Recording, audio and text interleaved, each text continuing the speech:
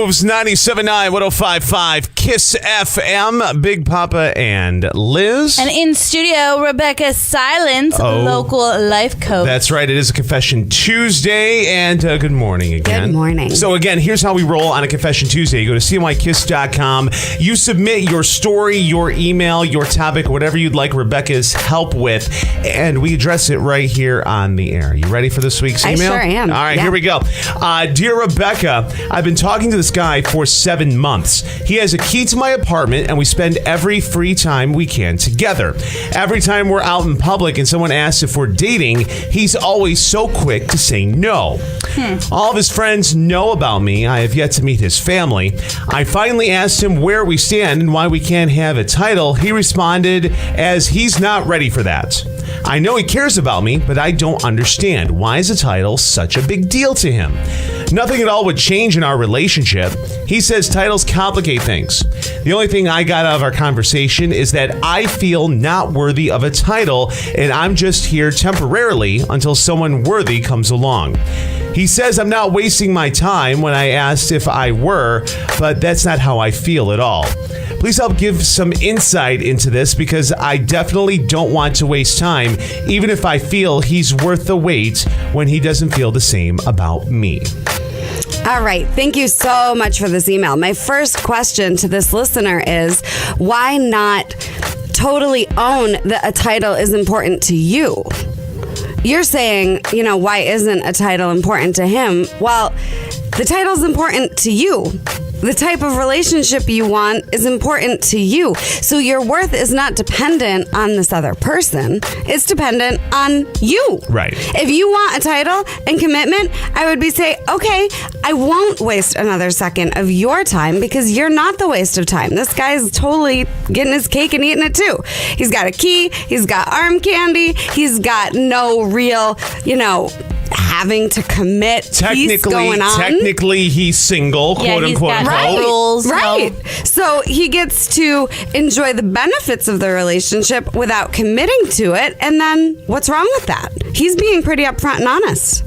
So if you're the one sending mixed messages by saying, I want this, but I'm willing to wait to get my needs met until you're ready, who's that really on? Is it on him or is it on you to be more of a stand for what you actually require in a partner? But of course, that feeds into, well, I really love him. I really have feelings. This is so great. It's just... Right, but what if you could have that love and those feelings and every single other part of what you want in a relationship too? What do you mean?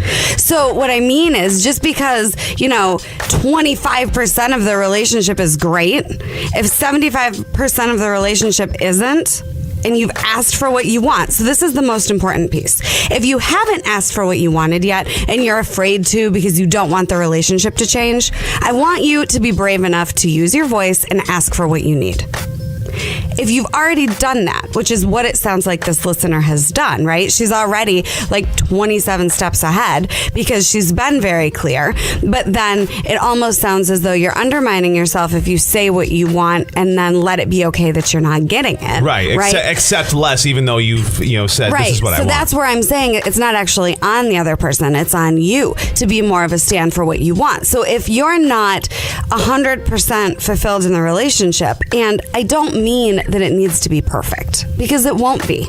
But if you can use the relationship's flaws and breakdowns as a way to make you a better person, then you can still be 100% fulfilled with it. If you've got basically all of the requirements that you're looking for, whether it's monogamy or you're living together or you're on the marriage track or having children or none of those things. Okay, so how does she stand firm? This is what I want, and... Well, you've got to get off of it being about whether or not you're worthy. It has nothing to do with whether or not you're worthy. Correct. You are totally worthy. Right. Right? Listen to me. Turn up the radio. You are totally worthy of having every single thing you want in a relationship. But you have to be a stand for it. And you've got to get so committed to it that you're not willing to settle for anything less. Well, what if they don't choose me? Next. What if they don't choose me? Then they're not worthy You're that of much you. closer. Don't choose me. You're that much I'm closer. afraid they're going to not choose me. They might not. And then it's like the universe did you this great favor. And you could find out sooner rather than putting in more time with somebody that wants different things. And it doesn't mean the other person is bad. If you want different things, or if one of you is ahead of the other one and not quite ready, let them go be free and do more of what they want, and you go get what you want.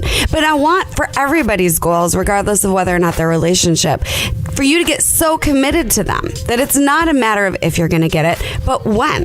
I think I've told this story several times over the years on the radio about my 11-page list, front and back, of what I wanted in a partner when I left Las Vegas, because I thought, oh my gosh, I wasn't specific enough with what I wanted in the Vegas partner, so I better do this again and get really clear. 11 pages, front and back, of what I wanted in a partner. 2 months later, my grandmother dies. I end up here in upstate New York. My sister swears that I should give her husband's best friend a chance and just go on a date. I do. I show him my 11-page list front and back. He pulls out a little list. It was littler. It was like half a page. But he had a list in his wallet. To be fair, it's hard to compete with an 11-page back and front list, Rebecca. I was so excited. He knew what he was looking for too, and it really was a conversation. And it would have been okay if what he had on his list wasn't what matched what I was looking for, and vice versa. I would have been okay. And it doesn't mean you're not going to have sadness or fear that you're not going to find the right person, but breathe through it and keep going, and don't you give up on you, because the world is going to give you back what you feel about yourself. So if you feel like you're insecure and not good enough and not worthy, what's going to happen? You're going to attract people that treat you like you're not good enough and like you're not worthy. And that's not true. So the homework, write a list? The homework is, don't be afraid to move on once you've told the entire truth about what you're looking for. And if you're not sure what you're looking for, make a list. And don't be afraid to show it to them. And you just own it. Like, this is what I'm looking for in a relationship. Don't be the person that says, this is what you need to do to make me happy so that we can keep our relationship. Yeah, that's not going to work. They don't have to change. Right. Love them for who they are. And that really, isn't that what love is? Like, being totally willing to support people where they are instead of needing them to be a certain way for your insecurities to go away. Right? That's not going to work. Life coach Rebecca Silence, inspiredresultscoach.com. You can also like her on Facebook, Rebecca at Inspired Results. Confession Tuesday, absolutely amazing once again. Have fun with your relationship and email us and tell us how it goes.